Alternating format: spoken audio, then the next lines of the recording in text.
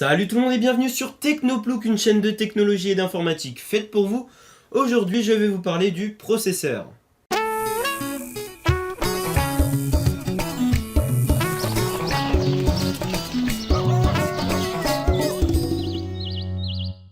Alors pourquoi parler du processeur aujourd'hui? C'est bien simple, beaucoup de personnes veulent acheter un processeur sans vraiment savoir où il faut regarder. Quand je dis ça, je pense notamment au fait que tout le monde regarde principalement la fréquence et le nombre de cœurs d'un processeur, mais il n'y a pas que ça. Par exemple, il y a aussi la mémoire cache qui est très importante puisqu'elle contribue énormément aux performances et à la rapidité du processeur. Donc le but de cette vidéo, ça va être vraiment de vous orienter pour que vous puissiez choisir votre processeur en fonction de certaines caractéristiques. Donc le processeur, autrement appelé CPU pour Central Processing Unit ou alors UCT pour Unité Centrale de Traitement en français, est en fait le cerveau de votre ordinateur. C'est lui qui va vraiment tout calculer dans votre ordinateur. Il va effectuer les calculs qui vont permettre à vos programmes, logiciels et applications de s'exécuter, et toutes les actions qui vont être faites sur votre ordinateur vont être calculées par le processeur. Quand vous achetez votre processeur, il y a certaines conditions de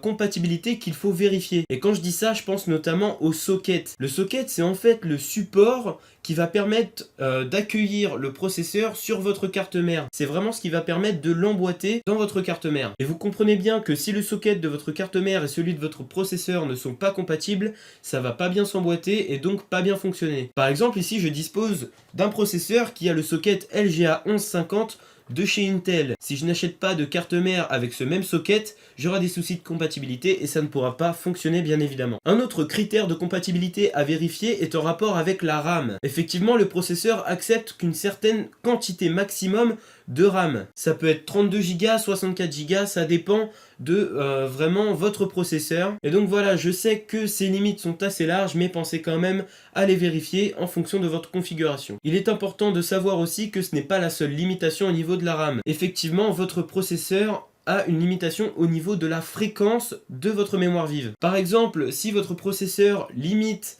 la fréquence de la RAM à, admettons, 1800 MHz et que vous prenez une RAM cadencée à 2100 MHz, vous aurez beaucoup de problèmes d'incompatibilité et vous perdrez énormément en performance. Puisqu'on parle de fréquence, parlons de celle du processeur, qui est en fait la vitesse à laquelle les calculs vont être effectués. La fréquence s'exprime en Hertz et on parlera plutôt de gigahertz pour les processeurs. Vous pouvez augmenter les performances de votre processeur en accélérant la fréquence de ce dernier. Cette pratique est appelée l'overclocking. C'est comme je le disais, le fait d'accélérer la fréquence, et donc ça va vraiment augmenter les performances de votre processeur, mais il est important de savoir que l'overclocking n'a pas de limite en soi. La seule limite, ce serait une surchauffe de votre processeur, et vous savez bien que un composant qui chauffe vraiment beaucoup peut engendrer beaucoup de dégâts. Mais ne vous en faites pas, les concepteurs de processeurs ont pensé à vous. Ils ont créé des technologies de turbo qui permettent d'accélérer la fréquence du processeur, mais toujours dans des limites bien précises. Chez AMD, ça s'appelle le Turbo Core, et chez Intel, ça s'appelle le Turbo Boost, et ça consiste à avoir déjà un premier palier de fréquence de base, et lorsque l'ordinateur aura besoin d'une fréquence plus élevée, il va réclamer un déblocage de ce palier de fréquence de base pour atteindre un palier un peu plus haut, qui sera bien évidemment plus élevé, qui aura une fréquence plus élevée, mais toujours dans des limites comme je le disais. Donc par exemple, si vous avez un processeur qui est cadencé de base à 3,5 GHz, il pourra monter en boost à 3,8 GHz si votre ordinateur le demande. Une des limites à laquelle je pense au niveau de la technologie de turbo, c'est la consommation maximale de votre processeur. Une limite a été imposée sur la fiche technique de votre processeur et cette limite ne sera jamais dépassée en aucun cas. Donc si en mode turbo, votre processeur commence à trop consommer, le mode turbo va être réduit en raison de cette consommation maximum atteignable. Parlons maintenant des cœurs du processeur. Alors qu'est-ce qu'un cœur? Eh bien c'est très simple, un cœur c'est une partie du processeur qui va effectuer et traiter une tâche ou une instruction. Et vous devez savoir que ces tâches et ces instructions seront traitées à une certaine vitesse qui est la fréquence qu'on a vue juste avant. Et donc plus vous aurez de cœurs sur votre processeur, plus il pourra effectuer de tâches en même temps, toujours à la vitesse limitée par la fréquence. Il est important de noter que les processeurs ne sont pas dotés uniquement de cœurs physiques. Il existe aussi des cœurs logiques, autrement appelés cœurs virtuels, ou encore thread. Les processeurs AMD n'ont qu'un seul thread par cœur, alors que chez Intel, il y a certains processeurs qui sont dotés d'une technologie qui s'appelle l'hyperthreading. Cette technologie consiste en fait à donner 2 cœurs virtuels par cœur physique, ce qui fait que ça augmente encore les performances. Néanmoins, vous vous doutez bien, les cœurs logiques ont nettement moins de performance que les cœurs physiques. Les cœurs virtuels sont uniquement présents pour aider les cœurs physiques à réaliser leurs tâches et leurs instructions. Par ailleurs, si vous voulez vous construire un PC gamer, il n'est pas recommandé d'avoir un processeur qui est doté justement de la technologie d'hyperthreading, puisque les jeux gèrent très mal cette technologie. Très souvent, les jeux ont besoin d'une puissance brute de cœur physique et n'ont pas besoin de thread. A contrario, les logiciels de montage vidéo, de design et de modélisation 3D ont besoin de l'hyperthreading puisqu'ils font énormément de multitâches. C'est pour ça que si vous réalisez une config gamer, ça ne sert à rien d'avoir un i7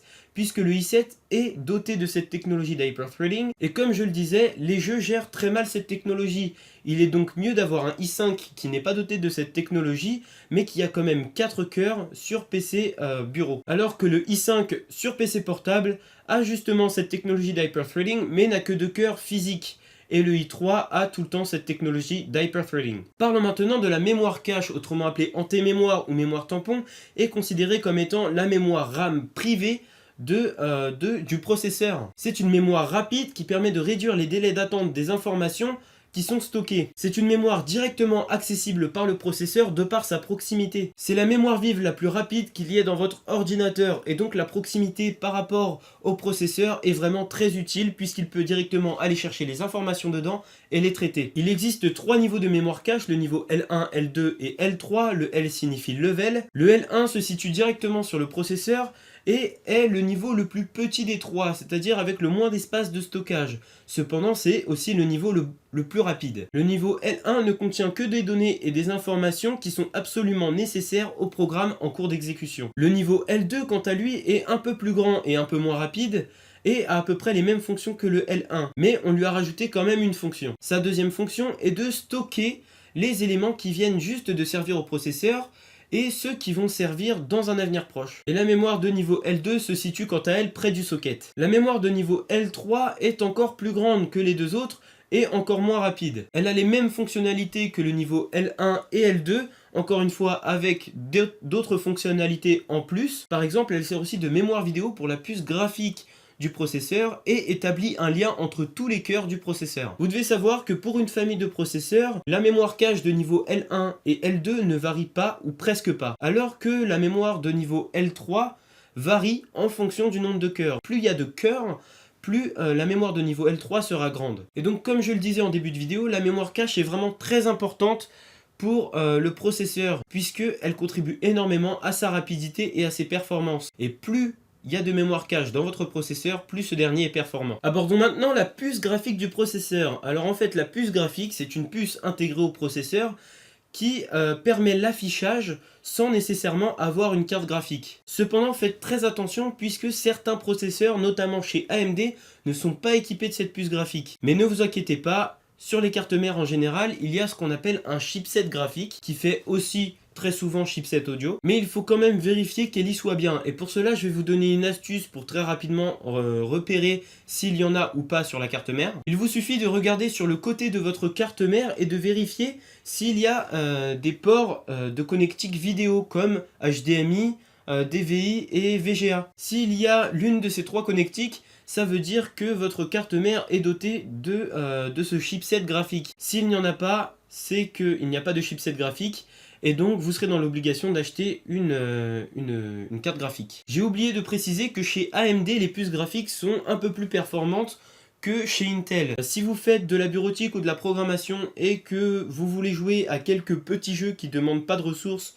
et qui ne nécessitent pas l'utilisation d'une carte graphique, vous pourrez plus facilement jouer avec un processeur AMD qui aura de meilleures performances et vous permettra de jouer en HD. Abordons maintenant le bus système du processeur. C'est pas l'élément le plus intéressant ni le plus indispensable à vérifier, mais j'estimais qu'il était quand même nécessaire d'en parler. Et donc pour en parler, il suffit juste de définir ce qu'est un bus. Un bus en fait c'est un lien physique qui va permettre une communication entre tous les composants de l'ordinateur. Le bus va réduire le nombre de voies possibles de communication entre les composants et va en créer qu'une seule, vraiment très rapide. On utilise très souvent la métaphore d'autoroute puisque le bus va dans les deux sens, il est bidirectionnel et est vraiment très rapide. On peut imaginer les voitures qui roulent à grande allure sur l'autoroute et chaque voiture est une information. Chez Intel, le bus système est nommé DMI pour Direct Media Interface et chez AMD, il est un peu plus performant et il s'appelle l'Hypertransport. Comme je l'ai dit, chez AMD, il est un peu plus performant. Je ferai une vidéo comparative très prochainement